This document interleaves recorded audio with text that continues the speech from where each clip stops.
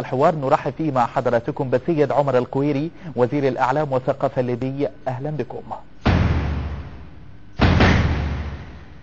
معالي الوزير، أهلا وسهلا بك في هذا الحوار على شاشة النيل الأخبار. أهلا وسهلا. أهلا وسهلا بك. معالي الوزير، منذ سقوط نظام معمر القذافي سنة 2011 وليبيا تعاني الكثير من الأزمات السياسية الطاحنة. المشهد الليبي بشكل عام كيف تراه أنت؟ أول حاجة طبعا نظام القذافي طيلة فترة حكم استمرت 42 عام، لم يكن نظام مؤسسات، كانت دولة قائمة على رجل واحد هو الذي يحدد السياسة الخارجية وهو الذي يحدد البرنامج الداخلي. بالتالي كانت تقريبا العالم كله يعرف أن السياسة في ليبيا كانت سياسة مزاجية حتى مع دول الجوار. كان الحضور الليبي هو حضور مربك ومزعج أكثر من أنه حضور مفيد، والدول تتعامل مع ليبيا كانت وفق المصلحة المؤقتة ونهب ما يمكن نهبه من القذافي وإتاحة المساحة له مثلا في الظهور والبروز في هذه الدولة. وكان حراكه معروف، أغلب الحراك الخاص به هو في أفريقيا وفي الدول الفقيرة من أفريقيا، يبحث عن دور بطولة وزعامة يشتريها بالمال الذي يملكه. فبالتالي لا يمكن أن تقال حتى كان عندنا دولة، وبأبسط الأدلة أنها كانت بدون دستور يحدد مثلا مهام القائد كما يصف نفسه، وظيفته، كم راتبه، كم مدة بقائه في هذه الوظيفة، من يأتي بعده، من سلمه له في الأصل. فبالتالي وصف نظام القذافي أنه دولة وصف فيه نوع من التجني على كلمة دولة. طيلة 40 سنة كان سبب لنا مشاكل وإشكاليات كبيرة جدا مع عدة دول وعدة منظمات وعدة شخصيات. نتيجة التراكمات والضغوط انفجر الشعب الليبي يوم 17 فبراير يطالب، كانت اللحظات الأولى كانت تطالب بالإصلاح، وأنا كنت أحد المتظاهرين. ولكن عندما بدأت آلة القمع وآلة الإرهاب في مواجهة المتظاهرين وبدأ سقوط الضحايا، تحولت المطالب إلى إسقاط النظام، وكان الشعار الذي رفع الشعب يريد إسقاط النظام. طبعا كانت عدة أطراف دولية تنتظر الفرصة التي يتحرك فيها الشارع الليبي لكي تقدم الدعم، ولكن هذا لا يعني أن الثورة مدفوعة الأجر مسبقا أو أن الشعب الليبي تم الضحك عليه، لأن التاريخ أصلا محدد قبل عدة أشهر يتوافق مع تاريخ أحداث شهداء المظاهرة التي خرجت أمام القنصلية الإيطالية في مدينة بنغازي. فاختيار التاريخ هو اختيار شعبي لم يتم تحديده من الخارج للخروج والتعبير عن مشاعر الغضب لهذه الجريمة. علي الوزير، في تقديرك إلى أي مدى تأثر الشارع الليبي بثورات الربيع العربي ومن ثم تحرك؟ نعم، هو ما فيش شك أن الحراك اللي صار في تونس والحراك اللي صار في مصر وفر لنا بيئة مناسبة أننا نتحرك، بحيث تكون عندنا جيوب وامتدادات بحيث يتحرك فيها المتظاهرين والثوار. لو بقى النظام التونسي والنظام المصري كما هو لا يمكن أن يكون لنا متنفس يتحرك فيه المتظاهرين أو الثوار ضد نظام القذافي. وزاد أيضا في الجرأة والشجاعة، حيث كان في السابق المسلم القذافي وأصبح الناس كلها يأسى من موضوع التغيير ويطالبون فقط بالإصلاح ولو حتى رمزيا، وفرحوا وساعدوا كثيرا بالخطوات اللي قام بها ابنه مثلا في سبيل الترويج لنفسه ووراثته لعرش أبيه. لكن عندما حصلت الثورة وبدأت الثورة، أنا قلت لك التاريخ كان سابق حتى للانتفاضات اللي حصلت في تونس وفي مصر. أنا شخصيا معتقل يوم 1 فبراير 2011، قبل موعد الثورة ب 17 يوم. فكان في تحضير وتجهيز من الشارع الليبي من مختلف الناشطين ساهم يعني في تشجيع الناس على الخروج ما حصل في دول الجوار. في عندنا دول وأطراف عندها ثأر أو تصفية حساب مع نظام القذافي، انتهزت الفرصة وقدمت الدعم للمتظاهرين وللثوار عبر التغطية الإعلامية، عبر الاستضافة يعني في القنوات الفضائية، عبر الدعم مثلا المالي، عبر الدعم العسكري، كل دولة يعني حسب إمكانياتها وحسب يعني مصلحتها من الوضع. لكن ما حصل يعني بعد مرور يعني أسابيع من الثورة في المنطقة الشرقية بكامل نظام القذافي سقط خلال 3 أيام. يعني انطلقت الشرارة يوم 15-16، يوم 18 عندما أعلن اللواء سليمان محمود انضمامه للثورة من مدينة طبرق، خلاص تعتبر المنطقة يعني أو منطقة برقة بالكامل حررت من نظام القذافي، ومعسكرات الجيش انضمت للشعب الليبي لأن هم أبناء الشعب الليبي يعني. فالمنطقة الغربية حيث كانت يعتقل القذافي موجود وكتائب الأمنية حصلت فيها يعني نوع من الانتفاضة كما حصلت في باقي مدن ليبيا، ولكن النظام لتواجد القوة العسكرية والكتائب الأمنية الخاصة به استطاع أن يقمع ويحاول الانطلاق من العاصمة طرابلس في غرب ليبيا إلى شرق ليبيا بجحافل يعني عسكرية لقمع الانتفاضة. ما عرقل المشروع هو يعني صمود وبقاء يعني مدينة مصراتة في وسط ليبيا يعني تحت سيطرة المتظاهرين والثوار، وحاول النظام يعني طيلة عدة أشهر يعني اقتحامها وفشل. طبعا عندنا في ليبيا أحزاب يعني كانت موجودة في السابق وتم منحها، منهم يعني مثلا حزب تنظيم الإخوان المسلمين الإرهابي. هذا الحزب يعني تم تأسيسه في ليبيا يعني قبل حتى ممكن 70 سنة أو 60 سنة من أيام النظام الملكي، وتم منعه في أيام النظام الملكي في ليبيا لأنه يحمل أفكار يعني متطرفة وأفكار يعني إرهابية تدعو للعنف والقتل والوصول كانت يعني، ولا يؤمن بالدولة المدنية ولا يؤمن بالدولة الوطنية ولا يؤمن. بالتالي لكن كان حزب يعني مختفي في الظلام، ولكن يمتلك القيادة والكوادر والبرنامج. الأحزاب الأخرى الوطنية كانت في ليبيا يعني محدودة، وطيلة فترة حكم القذافي كان يحمل شعار يعني من تحزب خان. وممكن الآن الشارع الليبي غاضب من أداء الأحزاب الضعيف أو السيء، وحتى البعض يعني قال أنها مقولة صحيحة أن من تحزب خان يعني، والعمل الحزبي عمل يعني غير مرغوب فيه. وشعبية الأحزاب في ليبيا الآن هي شعبية ضعيفة جدا. لكن هذا طبعا كلام غير صحيح من ناحية يعني علمية، ومن ناحية سياسية يعني لا يمكن ممارسة أي نشاط سياسي بدون عمل منظم تحت إطار الحزب أو تحت إطار الكيان يعني والتجمع. فقدنا احنا خلال فترة حكم القذافي وآخر 10 سنوات يعني من حكم الملك التجربة. يعني لو أتيحت لنا ممارسة العمل الحزبي والعمل السياسي في 50 سنة الماضية ما كنا نصل إلى ما وصلنا إليه اليوم في حالة الضعف السياسي اللي شاهدها الجميع.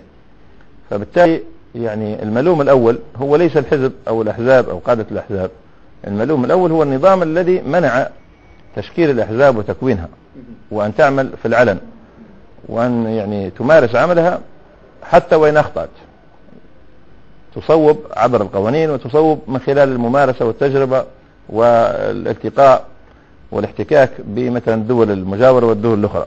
لأن أنت عارف الأحزاب دائما عندها أفكار مشتركة، يعني الأحزاب الاشتراكية والأحزاب القومية والأحزاب الوطنية إلى آخره، في يعني قواسم مشتركة يمكن يعني من خلال التجربة والمشاركة في المؤتمرات السنوية والندوات السنوية أن يعني يساهموا في الارتقاء في نضج الحزب.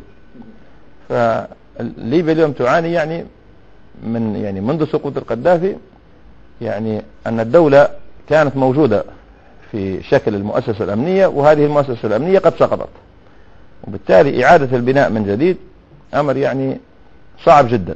ومع ذلك انتهز الفرصة تنظيم الإخوان المسلمين الإرهابي ومنع تشكيل الأجهزة الأمنية بطريقة صحيحة أو إعادة تفعيلها، وشكل أجسام موازية. يعني الجيش الليبي تم اغتيال 700 ضابط في مدينة بنغازي وحوالي 100 ضابط في المناطق الأخرى.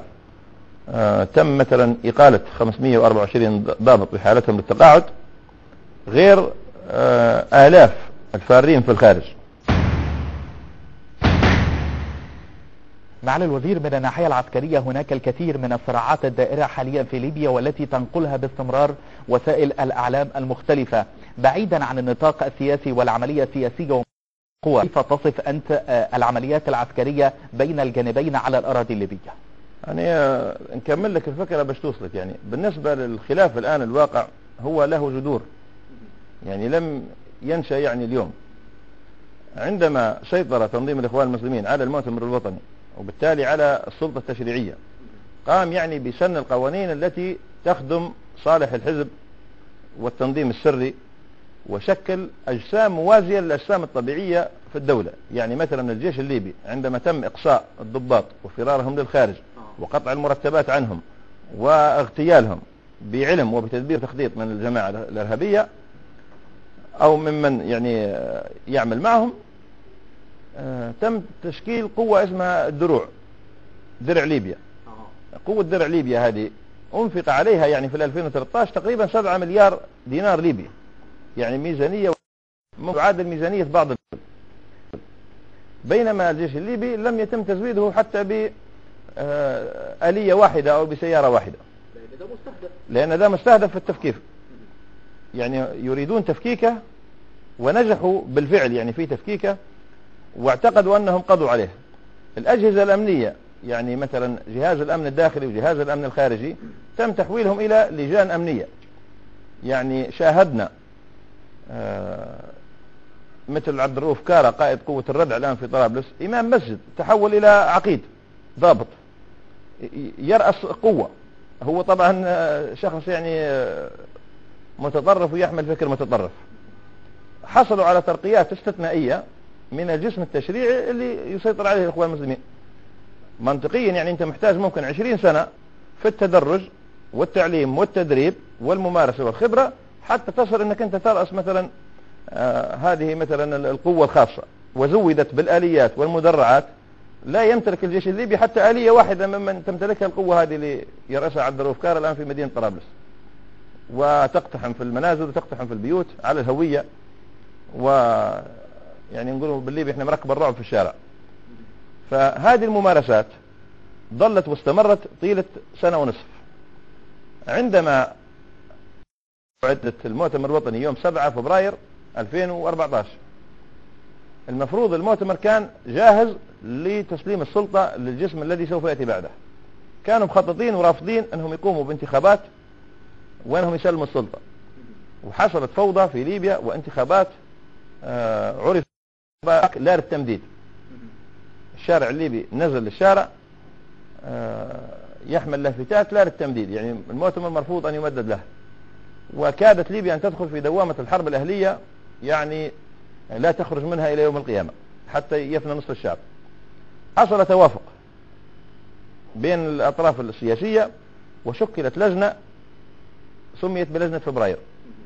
لجنة فبراير تم اعتمادها ب119 عضو حضور أثناء الجلسة، و3 أعضاء تأخروا في الحضور إلى حين انعقاد الجلسة ووافقوا على ما قررته اللجنة وقاموا بالتوقيع، فأصبح عندنا 122 عضو. هم الآن إشكالهم حول مجلس النواب اللي قدموها أمام المحكمة أنه ال3 أعضاء لم يكونوا حاضرين للجلسة، وبالتالي توقيعهم غير قانوني. وتشكيل الحكومة الآن حكومة السيد التنيبي بنسبة نصاب يعني ناقص لا يجوز. احنا الآن عندنا مشكلة بالنسبة لهم، 119 عضو غير قادرين على تشكيل مجلس وحكومة. حكومتهم الحالية الآن حكومة الحاسي تم تشكيلها ب19 عضو.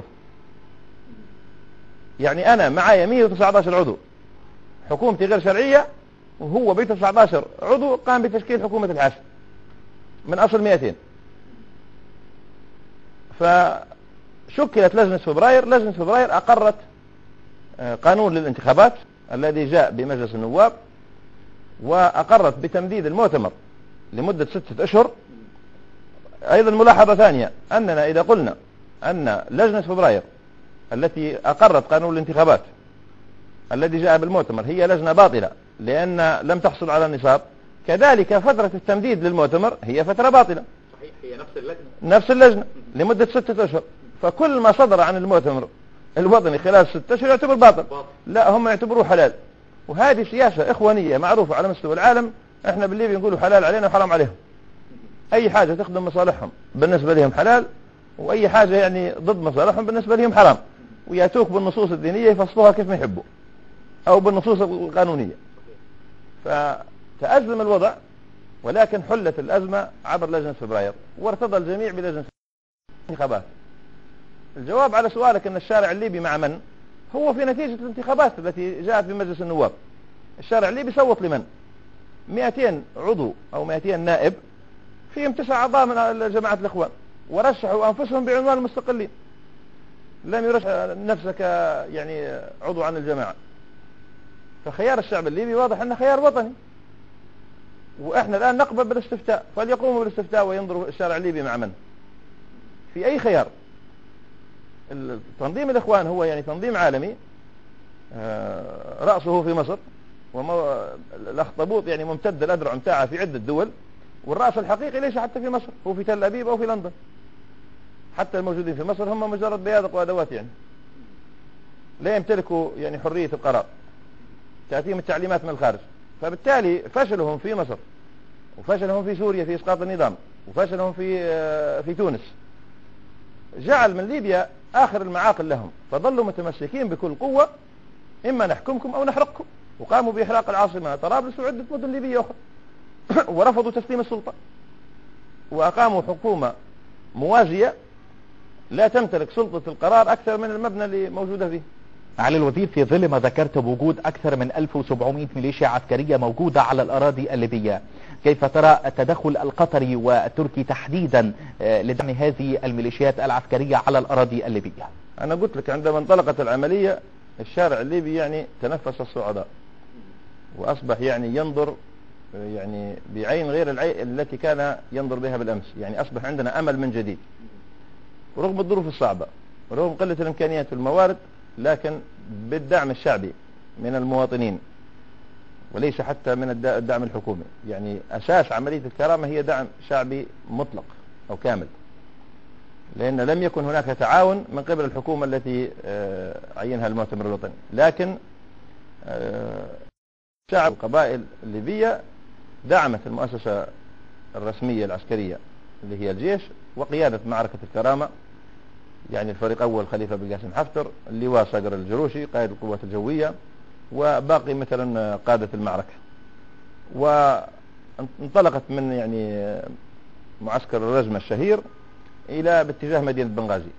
مدينة بنغازي حسب الإحصائيات أو حسب الدراسات والبيانات التي صدرت من عدة مؤسسات أنها يعني ستبقى خارج السيطرة ممكن طيلة 12 سنة، لأنها كانت توجد بها قوات أنصار الشريعة بقيادة الإرهابي محمد الزهاوي، وكان يوجد بها قوات الدروع، درع المنطقة الشرقية بقيادة الإرهابي وسام بن حميد، وكان يوجد بها كتائب التوار تابعين للإخوان المسلمين بقيادة إسماعيل الصلابي. فكان فيها تشكيلات مسلحة متطرفة مزودة بالعتاد والإمكانيات ما لا يمكن أن يتخيل عاقل أن هذه المدينة سوف تعود لسيطرة الدولة من جديد. اليوم نحن نتحدث عن تحرير بنغازي، يعني بضعة أشخاص يعني لا يتجاوز 50 شخص من الخارجين على القانون متحصنين في بعض المباني والمساكن، الجيش يعني مطوقهم بالكامل. واليوم بتاريخ اليوم الحكومة عقدت اجتماعها في مدينة بنغازي لأول مرة منذ يعني انطلاق معركة الكرامة. فهذه النتائج كان ثمنها دماء سالت من شهداء الجيش الوطني الليبي. الشق الثاني من سؤالك تدخل الدول الخارجية في الشأن الداخلي الليبي، طبعا لا يخفى على أحد، وأنا شخصيا لكوني ابن مدينة مصراتة وأشاهد الدور القطري وأشاهد دور السودان، هذه الدول الثلاثة، وأشاهد دور رجال الأعمال الفاسدين والمتحالفين مع تنظيم الإخوان المسلمين الممولين من الدول الشرقية، يعني بقايا الاتحاد السوفيتي، معروفين بالأسماء وكل شيء واضح.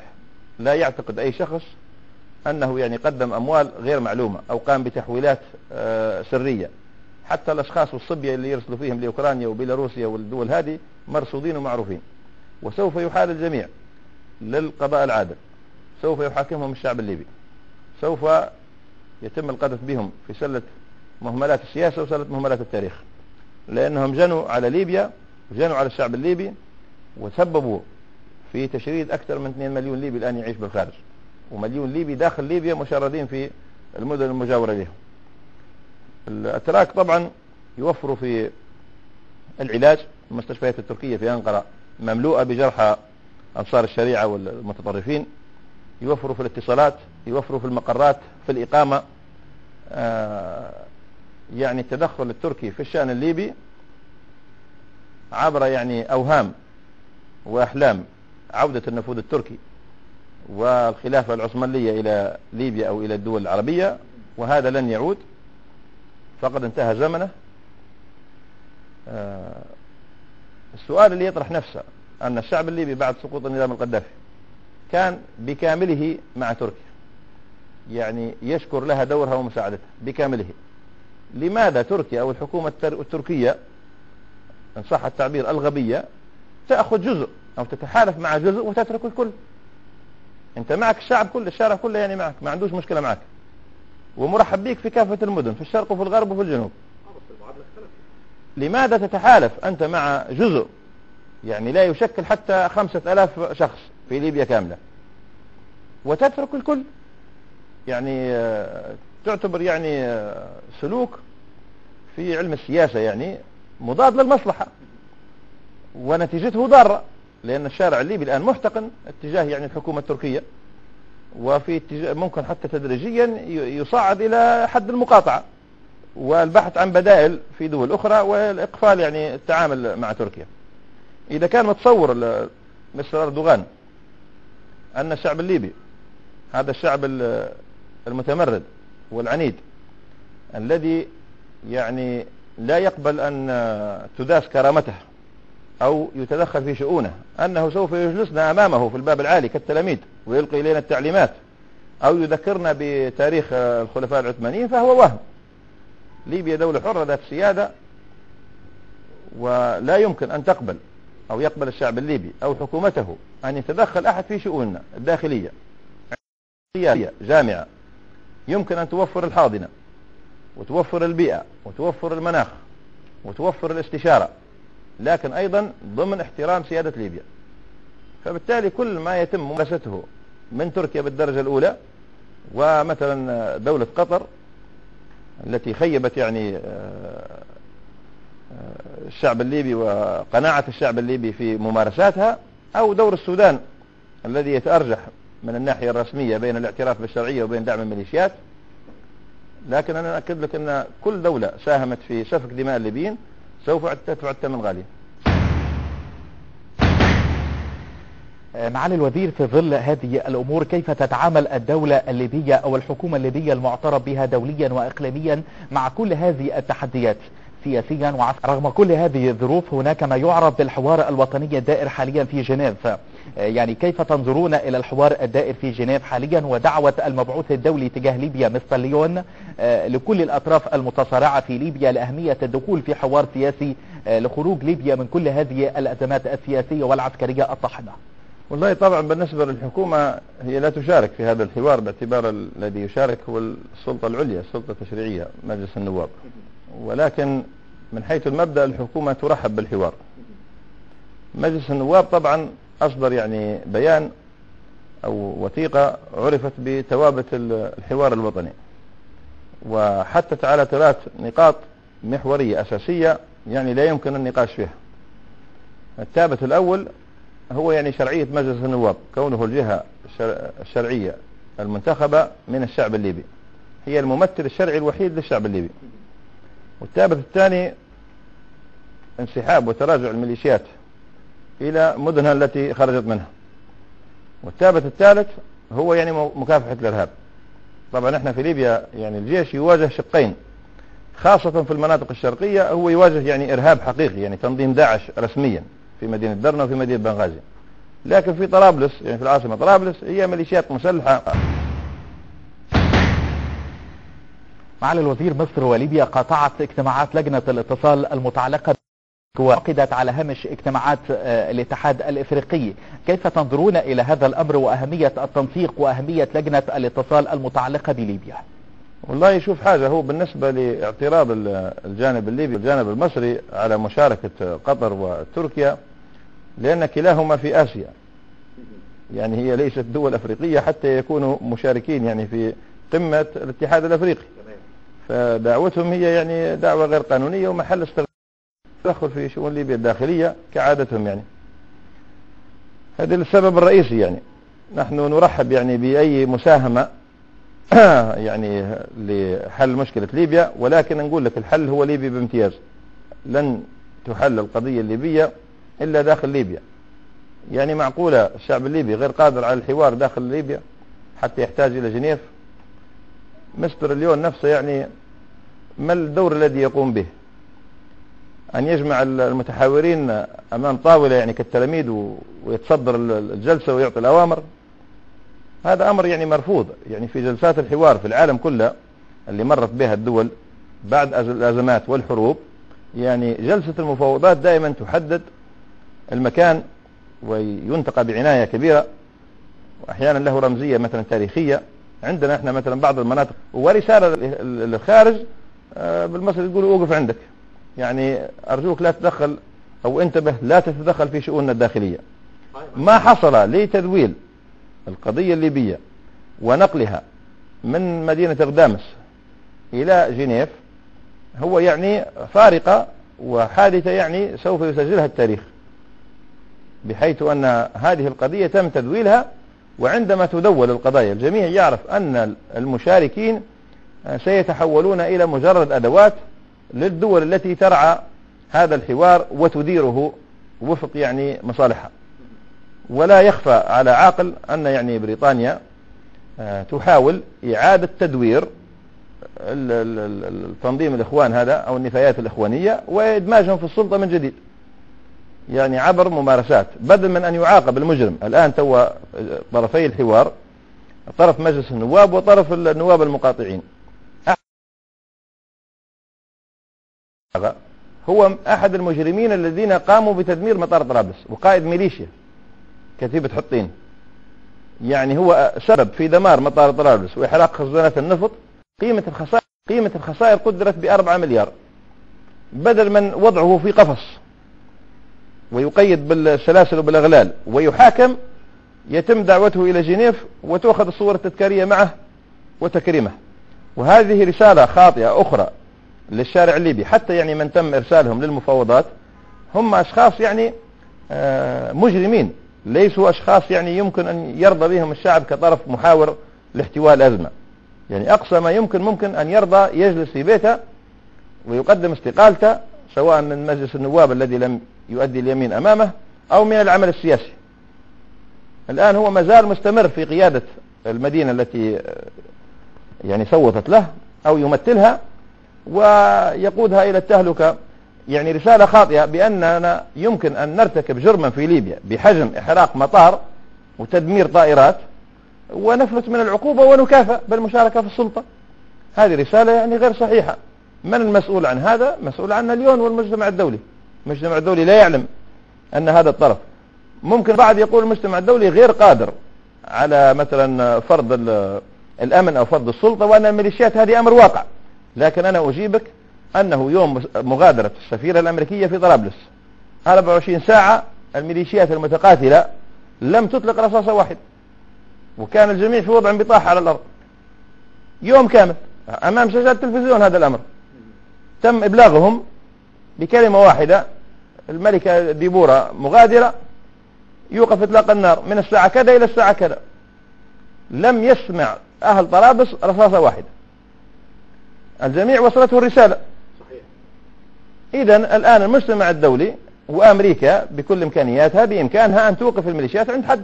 معالي الوزير، هناك الكثير من الأجندات الدولية المتعلقة بالملف الليبي تحديدا، ومن هذا الإطار نتحدث حول الأطماع الدولية، أطماع الدول المختلفة تجاه ما يحدث في ليبيا تحديدا. فهناك من يرى استقرار ليبيا أمر مهم بالنسبة للمنطقة، وهناك في استقرار ليبيا مصالح متعلقة بأجندتي المختلفة. كيف تنظرون أنتم إلى هذا الأمر؟ بالتأكيد أنا بنقول لك بالنسبة للأزمة في ليبيا لا توجد رغبة دولية للحل ولا للاستقرار، وأن الحل لن يكون إلا ليبي. بعض الدول من مصلحتها توقف صادرات النفط الليبي، بعض الدول من مصلحتها مثلا الاستيلاء على النفط الليبي وشراءه مثلا عبر الطرق غير الرسمية، بعض الدول من مصلحتها مثلا تدفق الهجرة الشرعية عبر الموانئ النفطية التي تشرف عليها جماعة الإخوان المسلمين في ليبيا. كافة الهجرة الشرعية الآن في ليبيا تقوم بالإشراف عليها للتمويل، تمويل عمليات المرهبية جماعة الإخوان، واستخدمت موانئ لأول مرة في ليبيا رسمية يعني لتصدير الهجرة أو لتمكين وتسهيل عملية الهجرة لمالطا وإيطاليا. فبالتالي كل دولة عندها يعني مصالح معينة. في بعض الدول ترى في ليبيا منافس في حال الاستقرار من ناحية سياحية، لكن مصلحة الشعب الليبي هي لا يمثلها إلا الشعب الليبي نفسه، أو لا يعبر عنها إلا الشعب الليبي نفسه. أحيانا بعض الدول ترى أنها تقدم خدمة للليبيين وهي تضر الليبيين. يعني مهما كان الشخص المتخصص في دراسة ليبيا من مجلس الأمن أو من الدول الكبرى والدول العظمى، لا يمكن أن يفكر بالعقل الليبي حتى لو أتقن اللهجة الليبية وأتقن اللغة العربية. هو دائما حيكون عنده عقل بريطاني هو اللي يوزن به الأمور. فبالتالي الحل هو متروك للليبيين، ولنا تجارب تاريخية في حال النزاعات والخلافات أننا يمكن أن نحل مشاكلنا بأنفسنا يعني. معالي الوزير، كيف تنظرون إلى العلاقات؟ تعتبر أن العلاقات المصرية الليبية ركيزة أساسية من ركائز الأمن القومي المصرية العربية بشكل عام. كيف ترون هذه العلاقات وتطور هذه العلاقات خاصة في هذا التوقيت؟ هو طبعا كل الأحداث اللي صارت في العالم العربي منذ غزو العراق المستهدف الأول والرئيسي فيها هي مصر، لأن الدول العدو أو الدولة العدو إن صح التعبير اللي هي الكيان الصهيوني يعلم جيدا أن الأمة العربية والجسد العربي قلبه مصر. محاصرة مصر أو ضخ العمليات الإرهابية، يعني تصور أنت أنصار بيت المقدس لتحرير القدس عبر قتل المصريين في العريش، يعني معادلة لا يمكن فهمها ولا يمكن حتى مجنون، يعني لا مجنون يحكي ولا عاقل يسمع. محاصرة مصر من أقصى الغرب ومن أقصى الشرق. مدينة درنا الآن تتمدد فيها يعني تنظيم الدولة الإسلامية، القاضي فيها من اليمن، إرهابي من اليمن، قاضي شرعي، والوالي من الأنبار من العراق داخل ليبيا. هذا التنظيم الذي لا يؤمن بالحدود وعنده أجندة وبرنامج توسع من أقصى العراق إلى يعني ابتلاع مصر، وسوف تغص حلوقهم، يعني لن يستطيعوا ابتلاعها، ولكن هذا هدف يسبب استنزاف لقدرات الجيش المصري للاقتصاد المصري وتطويقها بين فكي كماشة. فبالتالي يعني المركب بين ليبيا ومصر وباقي الدول العربية هو مركب واحد، والعدو واحد، والمصير واحد. فيجب أن يكون عملنا مشترك وواحد في مواجهة الإرهاب، وأن يتم دعم وتدعيم ما تبقى من جيوش عربية، لأن تم تدميرها بالكامل في العراق وفي سوريا وفي أكثر من دولة. الصومال يعني تم تدمير من 30 سنة ونسيناه. السودان تم تقسيمه ونسيناه، لا أحد يتكلم عن تقسيم السودان. العراق تم تدميره ونسيناه. لبنان دخل في دوامة 25 سنة لم يخرج منها إلى اليوم. سوريا الآن دمرت تاريخيا وكدولة، وتعاني يعني في معاناة ممكن تحتاج 50 سنة لإعادة الإعمار والبناء وللملمة الجراح بين المكونات السورية في الداخل. نفس الشيء الآن المعركة يراد افتعالها مثلا داخل مصر في الفتنة الطائفية والفتنة مثلا العرقية. نفس الشيء في ليبيا، قسموا ليبيا يعني إلى أجزاء، منطقة برقة ومنطقة طرابلس. نحن كشعب يعني ما كنا نعرف هذا ولا نريد أن نعرفه. شعب يعني منسجم، قبائل مشتركة، عادات مشتركة، لغة مشتركة واحدة، دينه واحد، لا توجد يعني اختلافات بين الليبيين، ويجمعهم وطن اسمه ليبيا. دخلوا من هذا المدخل. فبالتالي العمل الآن المصري نحن يعني راضون عنه، لأنه عبر البوابة الشرعية أو عبر القنوات الرسمية. لم نسمع، وطبعا لن نرضى أن نسمع أننا يعني الدولة في مصر تستضيف يعني مجموعة ضغطاء مهما كانت هذه المجموعة، حتى ولو كانت وطنية. يجب أن يتم التعامل عبر البوابة الرسمية مجلس النواب والحكومة الليبية المؤقتة. إذا نحن محتاجين دعم مثلا في مجال الصحة، وزير الصحة المصري يلتقي بوزير الصحة الليبي، يتم مناقشة هذا الدعم، وهذا ما يحصل الآن فعلا. فبالتالي لا توجد حساسية أو مشكلة في الشارع الليبي من العلاقات الليبية المصرية، الجميع راضي عنها. في بعض الدول الأخرى تقدم مساعدة، ولكن الشعب حذر، لأن عنده تجربة مريرة من التجربة القطرية بالذات. يعني كنا نعتقد أننا أشقائنا العرب يدعموا في الشعب الليبي، وجدنا أنها مؤامرة لابتلاع ليبيا يعني وتقسيمها والسيطرة مثلا على مكامن خاصة الغاز في ليبيا. فيه قراءات ومؤشرات يعني اقتصادية يعني ضخمة جدا، يعني غير يعني ممكن يعني معلومة لدى الجميع. فالعلاقات يعني في ليبيا بين طبعا مصر أيضا، يعني عندنا مثلا حوادث قتل لبعض الأفراد في الجالية المصرية، أو مثلا عندنا حوادث اختطاف، كلها يعني فاتورة أو ثمن بتخطيط من جماعة الإخوان المسلمين في مصر وفي ليبيا ثمن للحكومة المصرية لمساندتها للشرعية وللشعب الليبي. يعني فمصر تدفع ثمن مواقفها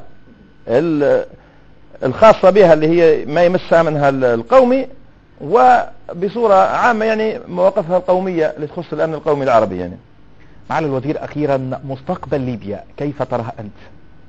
نحن كشعب ليبي محتاجين شيء واحد من المجتمع الدولي، أن يرفع عنا حظر استيراد وتوريد السلاح للجيش الوطني الليبي. إذا تم رفع الحظر، ليبيا بفلوسها مش محتاجة تسول ولا توسل من أحد. إذا تم تزويد الجيش الليبي بالإمكانيات وبالعتاد، قادر الجيش الليبي على فرض السيطرة وعلى سحق الميليشيات في فترة يعني ما بين 3 إلى 6 أشهر، وإعادة ضبط الأمن. إذا ما تم ضبط الأمن ونزع السلاح، بإمكان الشعب الليبي عبر انتخابات حرة، حيكون الدستور جاهز، ينتخب الشعب الليبي الرئيس يشكل حكومة، وينتخب الشعب الليبي مجلس نواب جديد، وتمارس الحياة السياسية في ظروف طبيعية. أنا قبل أيام زارني وفد من منظمة هيومن رايتس ووتش، يعني قبل يمكن يوم الأربعاء الماضي تقريبا في مدينة البيضاء، أخبروني حرفيا أنهم كانوا في مدينة طرابلس، اتصلوا بجميع الصحفيين الذين يعرفوهم وعلى تواصل معهم من سنوات، لم يجدوا صحفي واحد في طرابلس. الجميع فر خارجها إلى تونس وإلى مصر وإلى الأردن وإلى دول مجاورة، لأن الوضع العام هو وضع يعني غير طبيعي، وفي حالة من القمع وخطف. أمس أيضا أمام مصنع تبغ في مدينة طرابلس تم ذبح 2 أشخاص، ذبح بالسكين. هذا الوضع الغير طبيعي إذا يعني ما رفع وتم استعادة فرض الأمن، إدارة الدولة بشكل سياسي لا يوجد فيها أي مشكلة، لأن الشعب هو من يختار مجلس النواب. مجلس النواب هو من يعني يعين مثلا أو يصادق على الرئيس الذي نرغب ونطمح أن يكون انتخابه مباشرة من الشعب. يعني فبالتالي العمل أو خلاف يعني يدير الحكومة مثلا شخصية يسارية، شخصية وطنية ليبرالية، يعني ما يهمش كثير، لأن في ثوابت عامة عليها. لكن المشكلة الأساسية هي في موضوع الإرهاب الذي تحاول بعض الدول توطينه داخل ليبيا وتوفر له الإمكانيات حتى يعني يشكل شبه كونفدراليات داخل ليبيا، وأماكن محظورة لا يعني الدولة لا تبسط عليه سيطرتها، ويصبح أمر واقع، وينشئ راديو خاص به وقناة فضائية. الآن عندنا قناة مثلا فضائية يجهز لها البث من تركيا، تدعمها المخابرات التركية اسمها قناة الرائد. هذا الأمر مرفوض، وعلى الحكومة التركية أن تعي جيدا أن هذه الممارسة وهذه السياسة، وعلى فكرة ممكن فيها 100 موظف مصري من جماعة الإخوان المصريين داخل تركيا. هذا العمل مرفوض، وهذا العمل سوف تدفع ثمنه العلاقات التركية الليبية، حتى يعني ظالم ومظلوم. يعني ممكن تصل ليبيا وحكومتها القادمة، وليبيا سوف تستقر رغم أنوفهم، سوف تتخذ قرارات جذرية في التعامل مع الدول التي أضرت بمصالحها. فتوطين الإرهاب في ليبيا أو توطين الجماعات بحيث تصبح ليبيا يعني فسيفساء من كونفدراليات غير شرعية، هذا أمر مرفوض يعني، والجيش سوف يتعامل معه بحسم. في ختام هذا الحوار أشكرك جدا معالي الوزير السيد عمر القويري وزير الإعلام والثقافة الليبية، أشكرك على وقتك لشاشة قناة النيل الأخبار. شكرا يا فندم. أهلا وسهلا بك. وأنتم مشاهدينا الكرام. أهلا وسهلا بك.